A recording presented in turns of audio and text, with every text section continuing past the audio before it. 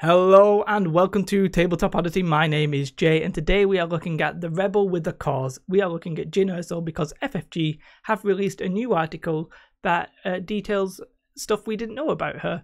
She's probably coming out towards the end of this month and we're just going to look through this new stuff and talk about it. Now before I do that though, if you like the video at the end of the video, then do consider liking the video. That was a lot of weird stuff in that sentence. And if you're not already subscribed, then please also do consider doing that, as it really does help. So let's get on with the video.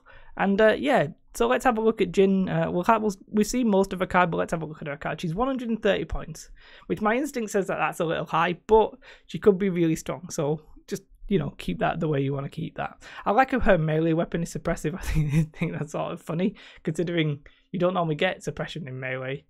So I don't know if that means you get 2 or if you get 1. It must mean that you get 1. Interesting. She's got quick thinking, which is basically an action that you're going to use to get an aim and a dodge at the same time. It's pretty okay. That's nice. You're never really going to take an aim or a dodge with her, because you're going to take quick thinking instead. Danger sense is that thing where for each number of suppression you've got, you get to roll an extra dice up until the number that it says on there. Infiltrate we've spoken about before. It's going to let you deploy beyond range 3 of any enemy units or anywhere on the board. If you deploy first, you can literally go anywhere on the board. She's got nimble, sharpshooter, 1 gun and negate cover. Surges to crit, which is always nice. White defense dice though, 6 wounds.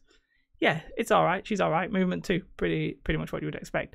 They recommend duck and cover with her, but I mean, that sort of makes sense because, well, let's have a look at duck and cover. You can essentially give yourself a suppression token to negate cover, damage. Wow, I'm having a lot of difficulty speaking today. I do apologise. Which is good because you're going to be able to then use danger sense and roll the extra dice. So duck and cover is going to synergise well with Jyn. So yeah, it's a strong recommendation. Now we'll have a closer look at her command cards in a moment because we actually get the full view of them. In fact, we'll do that right now. Rebellious is what we've already seen. Jyn Erso gains charge, so she's going to be able to double move and still attack. But also once per round, when an enemy unit at range 1 to 2 and in line of sight of Jyn activates, before it performs its rally step, Jyn may gain 1 suppression token to perform an attack against that unit, or perform a free move action. So she could move away or move. I don't know if you could move in. You probably could move in if they were close enough. But yeah, it's like a gotcha kind of moment, and she gains charge. So in theory, maybe you don't want Vader to come at you. You can move Vader away and charge your unit while you were there. Stuff like that. There's some shenanigans you could have there, which I'm always a fan of shenanigans. So Trust Goes Both Ways is a 2-pip. She gains Inspire 2, which is going to be pretty interesting because with the leaders and stuff like that, I don't necessarily think this is too strong. But the important part here for me in this card is that she gains team. When you give an order to a trooper unit, you then gain teamwork with that trooper unit. So if you gain a dodge, they'll gain a dodge and vice versa. So it pretty much sets up like a little duo of a group you could have maybe on a flank, something like that. You could do it with Han and Chewie and just go bananas, but normally you're just going to probably take a stronger unit like Pathfinders or something and try and flank quite strongly with her, which I think makes sense. One thing that I find interesting is that she is a commander. I thought she sort of feels like an operative, but she is a commander, but we already knew that. And well, that's the 3D render, which is pretty nice, not going to lie. And let's have a look at her 3-pip, complete the mission. So Jyn gains low profile, which means that if she's in light cover, she gets heavy cover. So you can imagine that with like duck and cover, that could be pretty nice. And when a friendly trooper unit is issued an order, it may gain 1 suppression token. When a friendly trooper unit with a face-up order token activates, during its activation it cannot become panicked or suppressed, and at the end of that unit's activation it may remove 1 suppression token. So the reason that this is possibly good is that it essentially stops you, if you've got a unit that's been getting panicked off the, like, shot to bits, it's going to panic but still got like a lot of models in it. You could put this on them as long as they're a trooper, and they're not going to run that turn. You're going to get both your activations for them.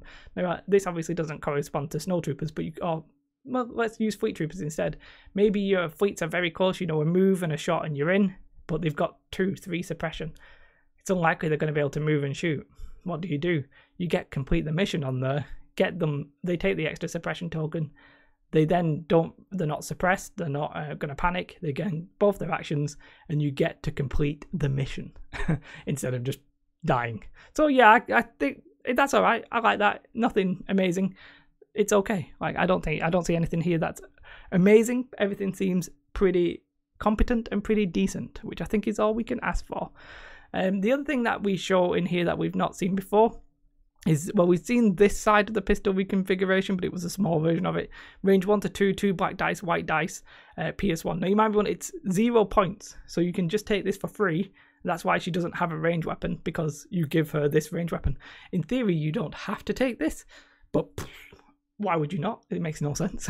It's not required, but I guess it should be. And reconfigure, you may flip this card.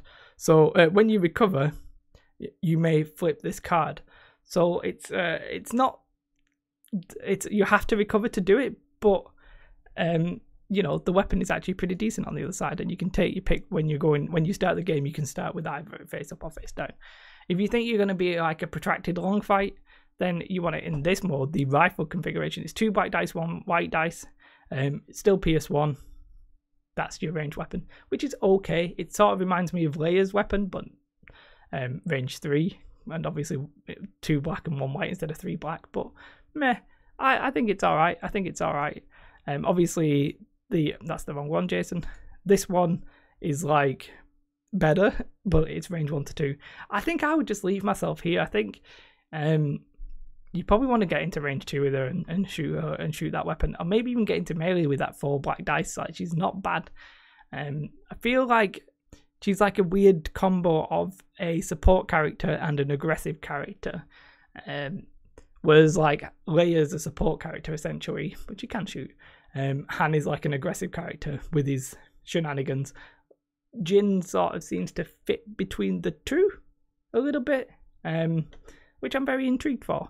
So, I mean, I'm not 100% sure on the schedule of these articles. Normally they get like the two together, don't you? I thought we would normally get Jyn and the Pathfinders, but maybe I'm wrong there. The 3D sculpt, yep, she's looking pretty decent there. I'm not sure we'd already seen this, but definitely it's looking pretty nice.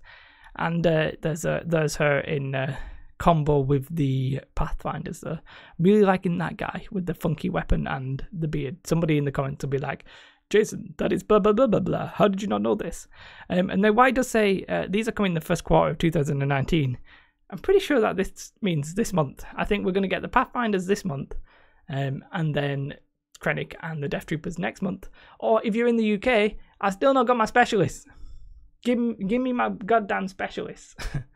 For sure, I need them in my life. So all in all, she's interesting. I'm not putting her at like top tier. I think she's interesting. Maybe there'll be a list down the line with the Pathfinders and maybe the Speeder that's going to really, really maximize her. But for now, I think she's okay. I think it's nice to have these choices, but I mean, for 30 points more and naked Luke, I'm not sure. I think she might be a bit on the high side, but my hot takes have often been wrong. It's only when you get into playing that you really find out. Let me know your thoughts though in the comments below for sure.